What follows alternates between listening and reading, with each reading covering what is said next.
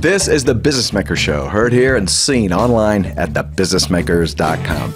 I'm very pleased to be in the offices of Mr. Welcome Wilson, serial entrepreneur, community leader, academic leader, and founder and chairman of GSL Welcome Group, Welcome Wilson.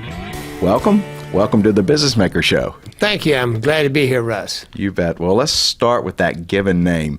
How many times in your life do you think you've explained why your name is Welcome? Well, a lot. All right. Well, how in the world did it happen? I was born in 1928. And in those days, babies were born in the home. You did not go to a hospital, right? Waste of money and time and et cetera. So the doctor came to my parents' home. Now, the problem was the doctor had told my parents that I was going to be a girl. Okay. You can imagine 83 and a half years ago how much the doctor knew about it. Well, practically nothing. Yeah, nothing. But it turned out that they frequently said that. So they had a girl's name picked out. Okay. Lost in memory now. And I surprised them by being a 12-pound boy. 12 pounds, too. So the doctor said good luck and closed his bag and left, and there was no hospital to make you name the baby. Okay. So 2 or 3 days later, my parents were still discussing what to name the boy. And then 5 days goes by. A week goes by. I still have no name. No name Wilson. 2 weeks goes by. 3 weeks. And finally, on the 22nd day after my birth, my father arrived home from work, and he said, why don't we name him Welcome so he'll know he's welcome, though he's not a girl. And that's what they did. And I think you've probably always felt pretty welcome. I have no complaints about the name. All right. Well, then, my goodness, you go quite a few decades later, and suddenly you have perhaps the most popular initials on the planet, WWW. Wow. By the way, the name of our ranch is the Triple W Ranch. Okay, that makes sense. Because of that. But when the internet first got going about 25 years ago, Welcome Jr. tried to patent, or whatever you call it, the www signal. He was unsuccessful. Unsuccessful. All right. Well, real interesting. Now, I know for a fact that sort of the entrepreneurial spirit came alive in you at a fairly early stage. Share the first time that sort of happened to you. Well, my first entrepreneurial effort, I was in the second grade, and I guess I was about 6 years old, maybe 5. And I noticed in the cafeteria that there was a big mess where everyone brought their plates back. We didn't have trays in those days, by the way. Okay. Everybody just got their food on a plate and sat down and ate it, and then came back and put it in this big stack, and the stack was always falling over and so forth. So one day I said, well, somebody ought to step in here and try to keep this mess from happening. So I stood there by the pile, and I would scrape food off and stack up the plates, and people would hand me their plates and so forth. So every day at noon, I started doing that. Well, after about 4 or 5 days, the lady who ran the cafeteria came over and said, Welcome, it is so great that you're doing this, but we feel like we should give you a free lunch. Whoa. Well, lunch in the Depression cost 15 cents, okay, including drink and all the rest that went with it. So it was a big deal.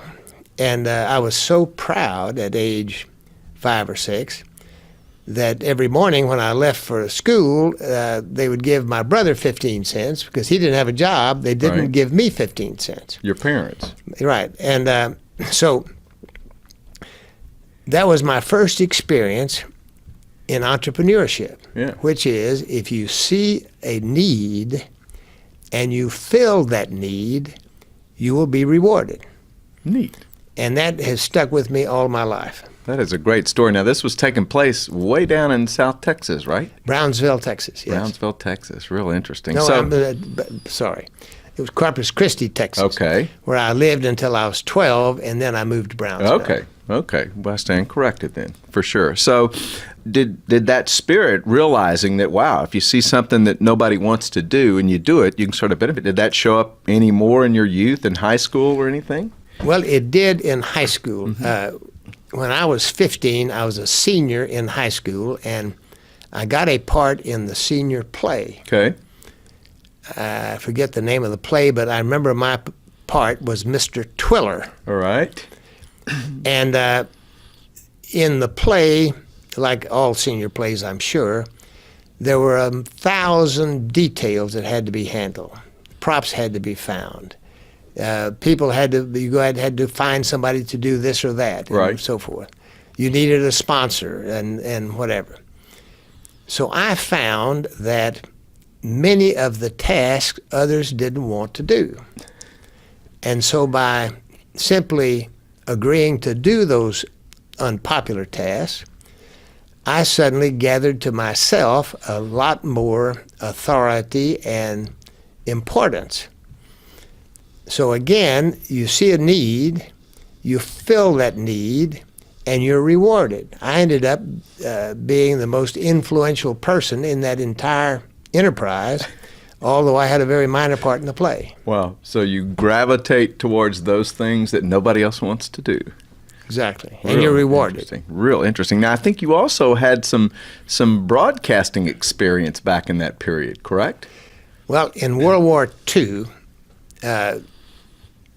beginning in about 1942, I was 14 years old, and all of the qualified radio announcers and broadcasters were in the service, as you would expect in World War II, 10 million men in the service. So the jobs went to teenagers, literally. Now, let me also say that my father owned the radio station. That probably helped. So he was probably prejudiced in my regard, but in any event, I became a newscaster, a disc jockey, a station announcer, and so forth. And I remember the biggest thrill of all that time was announcing and covering the invasion of Normandy. Wow. On June the 6th, 1944. By that time I was 16. And I was getting my information, then going on the air and giving it. Of course, I wasn't in Normandy or anywhere close to it. But it was a big thrill because we had waited so long in World War II to finally take the offensive and do something. Really cool. I'm talking with Welcome Wilson, and we're going to be back with more with him after this. But first, right now, from Brand Extract, our newest domain expert presentation called Brand New Money, totally focused on market, product, and organization. You're listening and watching The Business Maker Show, heard here and seen online at thebusinessmakers.com.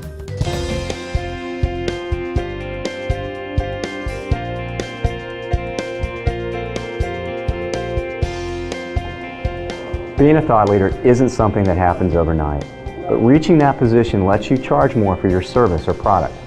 Hi, I'm Jonathan Fisher, and this is Brand New Money, a 90-second Business Maker segment helping executives leverage their brand and grow their business.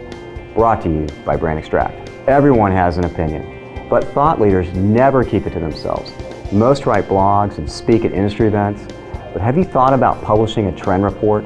Consumers can download your report on a regular basis, whether it's annually or quarterly, which has the added benefit of allowing you to collect and qualify leads. Even the smallest company can own a leadership position when they focus on the industry's hottest topics. It could be the impact of changes in regulation, compliance, or service trends. And if surveying your customers isn't for you, look at the aggregated data you already collect, like pricing reports or product velocity. You may be sitting on an index report and not even know it. Anything that helps your prospects and customers make decisions can be turned into a valuable lead generation tool. Over time, your investment in this effort will grow. We've seen average requests for reports nearly double in their second year. And soon, you'll be a primary information source and thought leader for your customers and prospects. That will raise your value in the industry, allowing you to charge more. This has been Brand New Money, brought to you every week by Brand Extract. I'm Jonathan Fisher. This is the Business Maker Show, heard here and seen online at thebusinessmakers.com, and continuing on with Welcome Wilson, telling us his story of his life that includes these real cool entrepreneurship experiences. I know along the way, from being down in Brownsville, finally it was time. You went to, I believe, junior college for a couple of years down there, right? It's now University of Texas, Brownsville. Okay. But then I think your dad thought you should get to a city and brought you right here to our home base, Houston, Texas, to the University of Houston. And I understand that was a unique time at the University of Houston as well, because all of the servicemen, the war was over and they were coming back home and many were going to college. Russ, in the spring semester at the University of Houston, there were 3,500 students. In the fall semester, when I entered with my brother, 10,500 students, triple in 3 months. So it was an exciting time. And the reason we came to Houston was my father felt like that Houston would be the economic center of the earth one day. Okay. And the city had about 500,000 people at the time. But he felt it had all of the ingredients. He liked Mr. Jesse Jones, who he knew. He knew the publishers of both newspapers and things like that. And he had grown up in the radio business, as I mentioned earlier. Right. And so he felt like that being in Houston would be a great advantage to us. So he had heard about the University of Houston, and he wanted us to go there. Okay. And I understand it was kind of a unique process of checking in and getting rooms in that era when all the service people were coming back.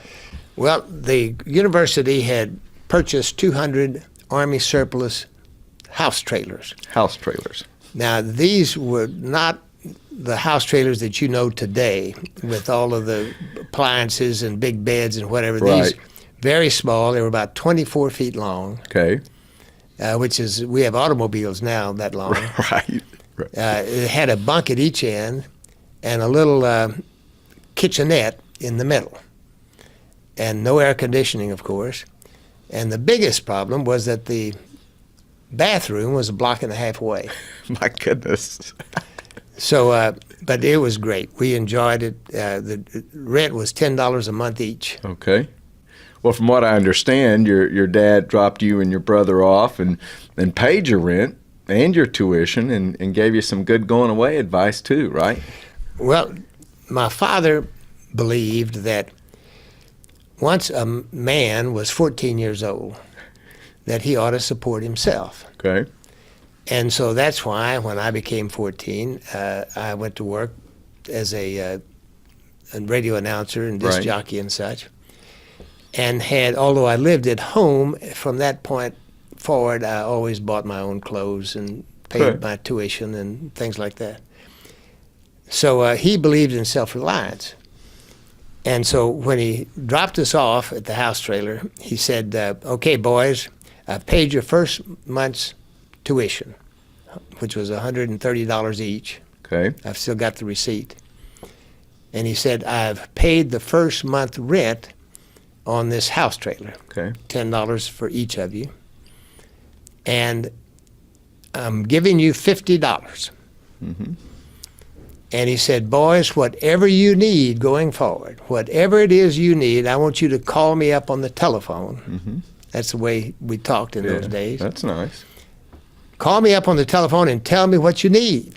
Okay. And I'll explain to you how to get by without it.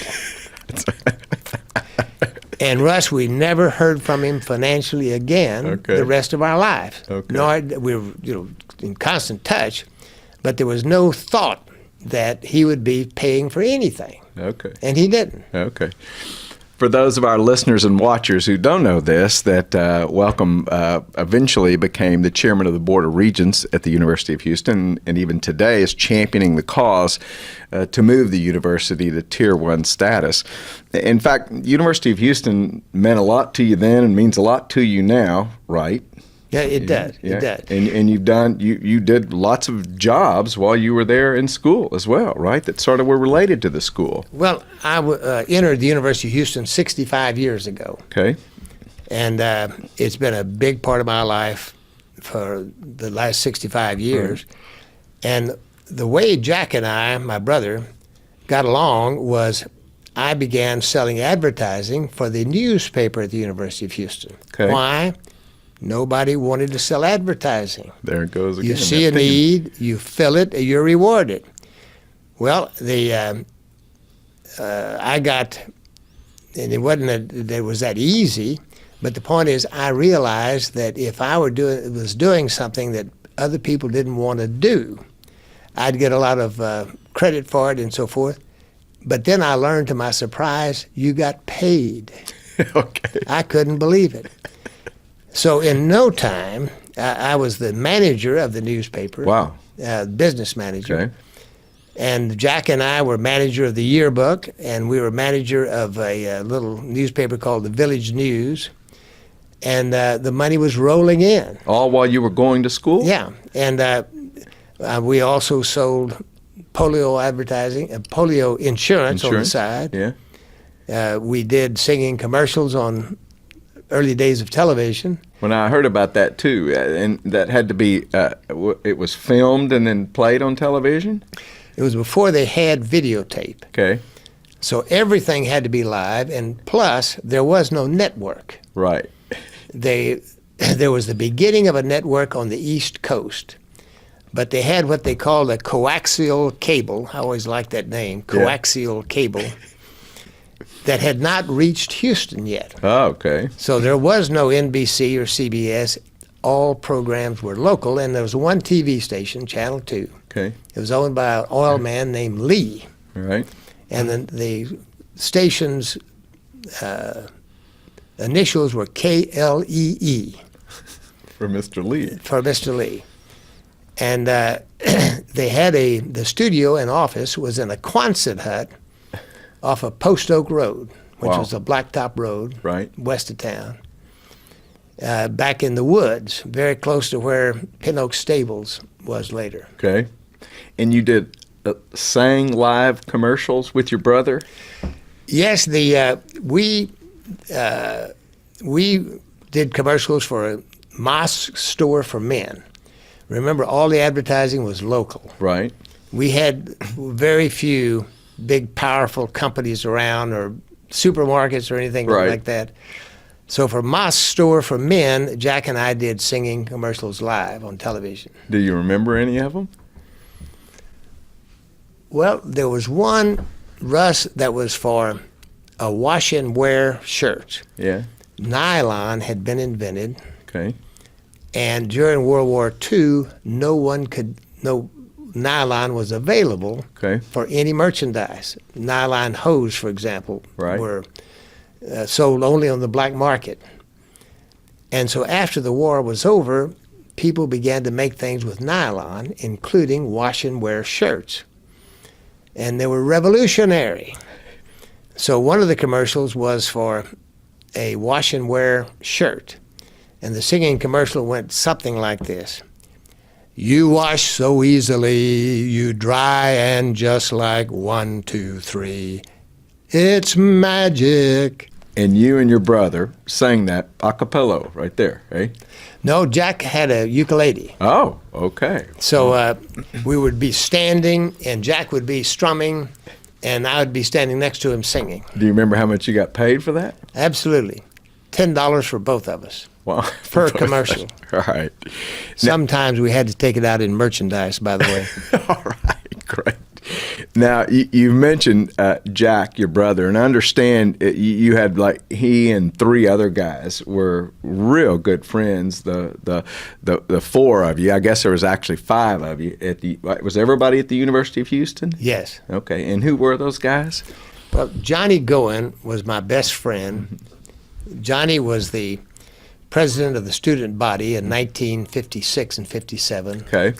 Jack Valenti had been president of the student body in 45 and 46. And Another one was Bill Sherrill, who was president of the freshman class in 1946. And then my brother Jack. Right. Quite a group. And the five of us were great friends. We always planned to do something together. And we kind of thought we would go in the advertising business together. Okay. But we never got around to doing that. Okay. Now, Jack Valenti is the guy that went on out to Hollywood and got pretty big out there, right? Yes. Valenti was in the advertising business. He worked for Humble Oil Company, now Exxon Mobil.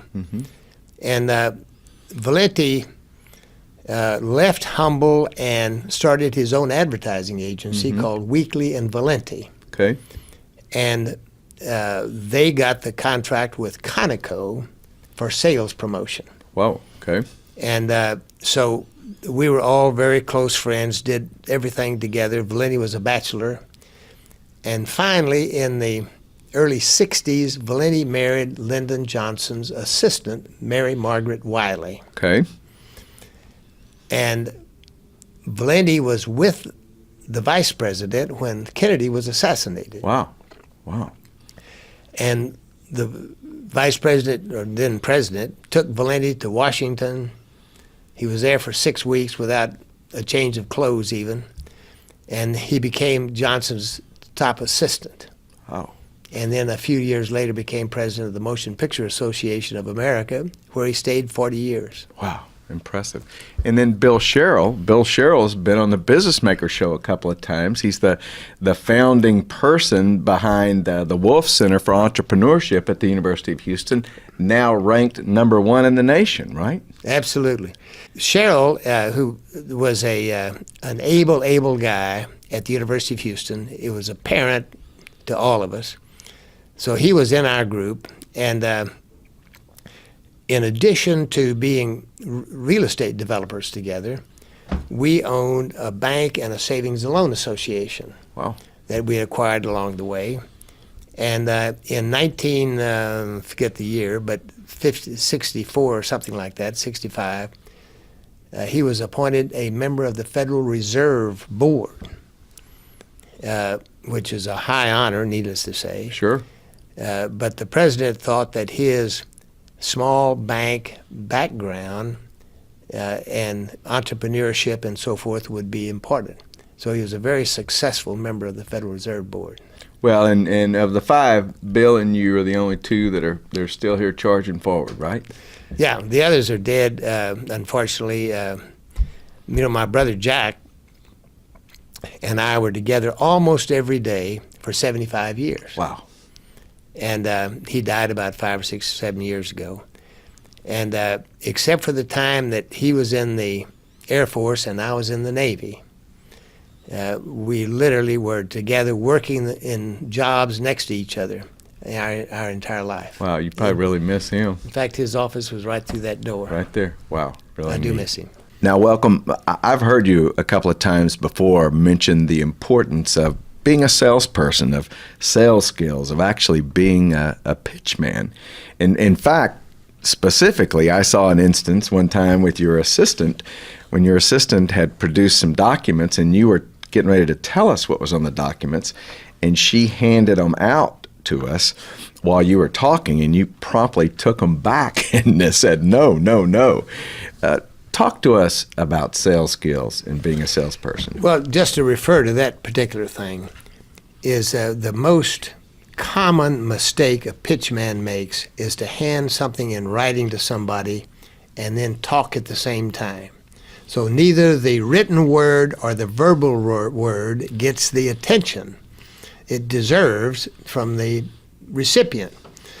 But it's common. I've seen it happen dozen times. So I tell my people, don't ever hand out anything until you're ready to stop talking. Okay. Good advice, I think. But back to being a pitch man, there was an article about me in the Houston Business Journal a few years back, and the publisher told me later, he says, "Welcome, I couldn't get over how candid you were in your interview." And what he was talking about was the fact that I thought that making a pitch was a high calling, and that salesmen are sometimes denigrated, but I think salesmanship and salesmen carry out a very important role, because whether it's Ronald Reagan or the shoe salesman, it is getting control over other people's actions. The ability to control what other people do is a very, very important thing. So I consider being able to make a pitch successfully very important. Okay. I think that's great advice, particularly in this era with the internet. So many people think marketing is all that's important, but you're kind of underscoring the basics, which are my roots, sales as well. I also experienced something in here one day where you were talking about your ability to really zero in on eye contact, and that seemed to have something to do with sales as well. Well, my father taught me, and by the way, my father was a huge influence in my life. Okay. Tremendous influence, there's no doubt about it. But anyway, he always said you needed to look a man in the eye. And he also had a dozen other things like firm handshake and all that kind of thing. Right.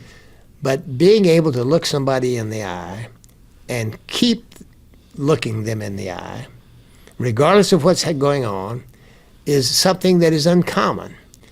Russ, in my entire life, there's only 3 times that I looked at somebody and I looked away before they did. Okay. Now, you may think that's a crazy thing to keep track of.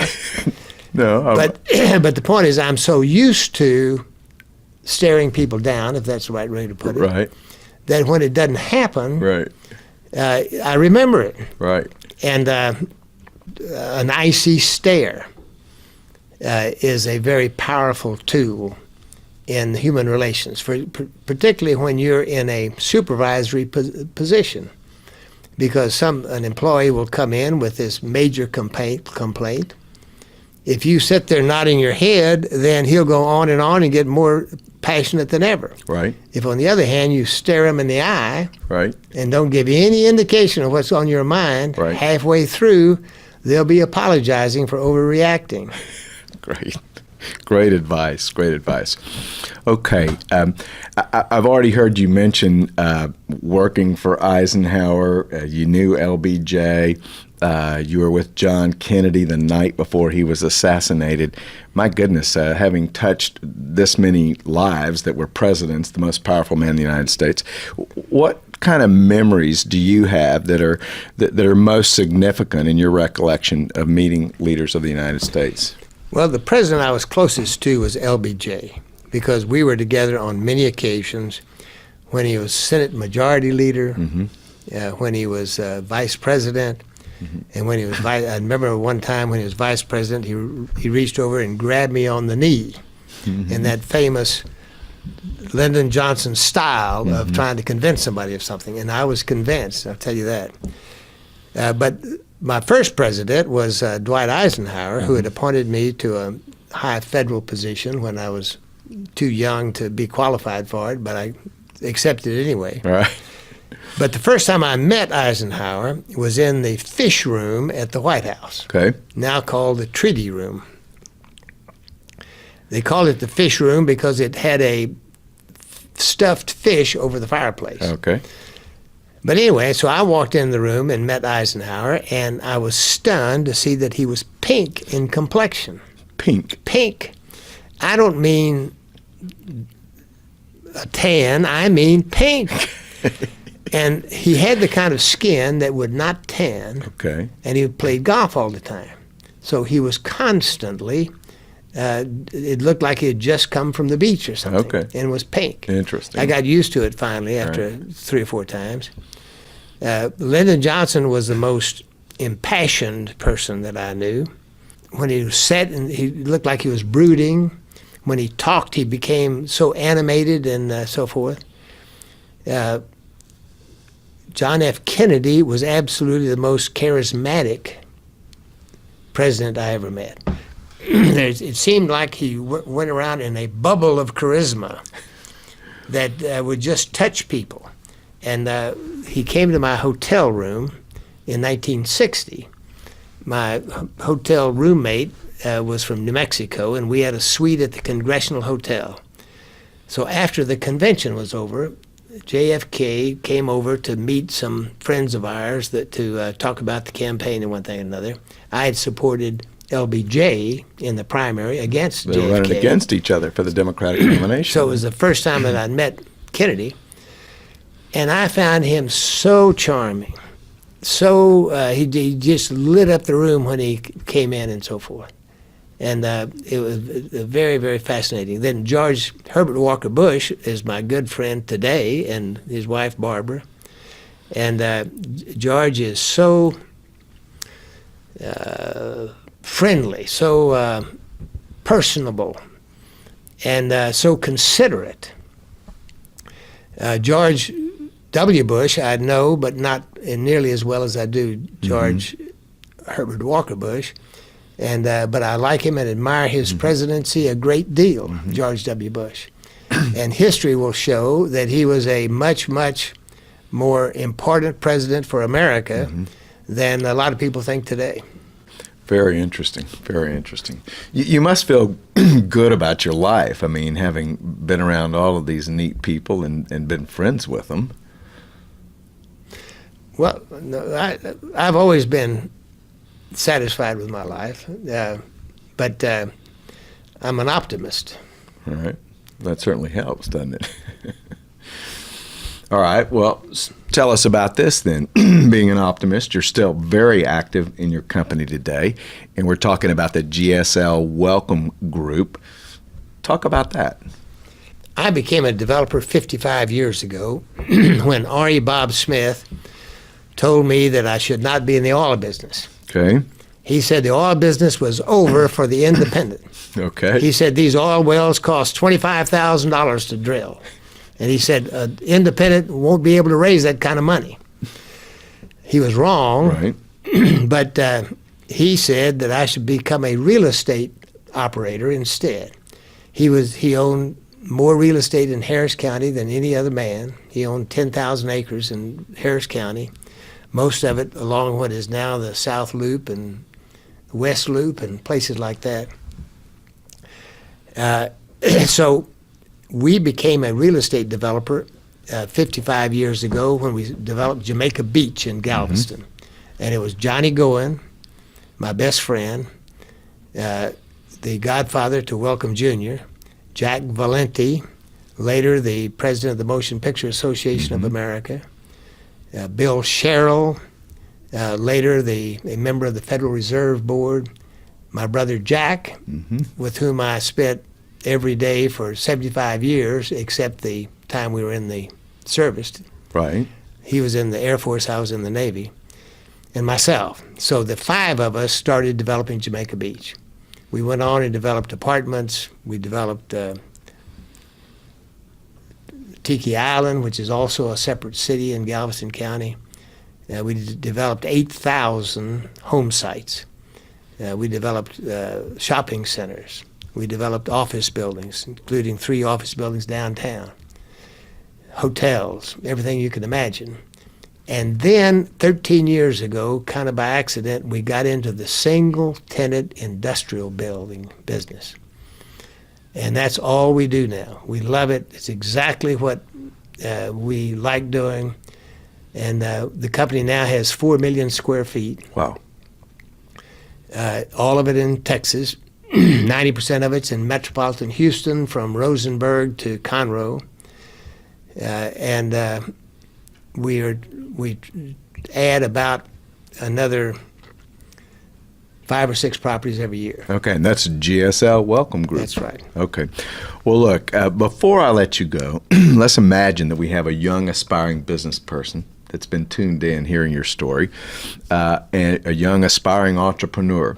What kind of general advice would you give him or her? Russ, I would repeat what I talked about earlier, in that see things that other people are unwilling to do and do it, and you'll be rewarded. So whether it's you see a new product that is needed, or more commonly, you simply see tasks that need to be done that other people are unwilling to do it. If you are willing to do it, you'll be rewarded. That's very, very important, whether you're an employee or an entrepreneur or what. The other thing is about 4 or 5 years ago, when I first became chairman of the Board of Regents at the University of Houston, I met a graduate of the Bauer College of Business who was the chief executive officer of Sears, the department store. Right. And someone asked him during a press conference what advice he gave to young aspiring students and business people. He said, "My motto is be prepared and show up." And Russ, I think that's what it's all about. Be prepared and show up. I agree. And Welcome, thank you so much for spending some time with us and telling your story. Thank you for being here, Russ. You bet. That's Welcome Wilson. And you've been watching and listening to The Business Maker Show, heard here and seen online at thebusinessmakers.com.